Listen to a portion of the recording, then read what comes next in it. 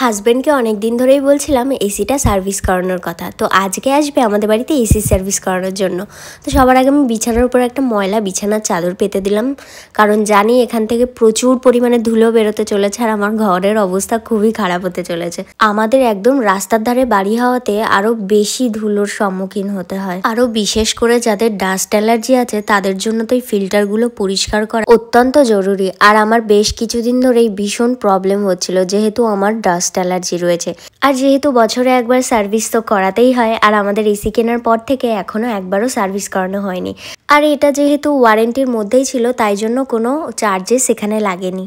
উনি সবার প্রথমে ভালো করে ফিল্টারগুলোকে ব্রাশ করে নিল যাতে কোনো রকম ধুলো না থাকে, আর তারপর এক পাতা শ্যাম্পু জলের মধ্যে গুলে একটা রুমাল দিয়ে ভালো করে এসির সমস্ত পার্টগুলোকে ধুয়ে মুছে নিল। তারপর সেগুলোকে শুকনো কাপড় দিয়ে ভালো করে মুছে আবার লাগিয়ে দিল। আর এই যে এসি আবার পুরো একদম নতুনের মতো হয়ে গেছে। আর পাশের ঘরের এসিটা যেহেতু চালানোই হয় না, তাই জন্য এর পেছনে কোনো খাটনি করতে হয়নি। এই গরমে এসি আর শরীর দুটোকেই সুস্থ রাখতে হলে এসির সার্ভিস করানোটা অত্যন্ত জরুরি, কারণ ফিল্টারের মধ্যে যে ডাস্টগুলো জমে থাকে সেগুলোতে খারাপ ব্যাকটেরিয়া আর অ্যালার্জি থাকে, যা অ্যালার্জিক পেশেন্টদের জন্য খুবই খারাপ। তো আজকের ব্লগ এখানেই শেষ করছি, দেখা হবে অন্য কোনো ব্লগে। ততক্ষণে টাটা।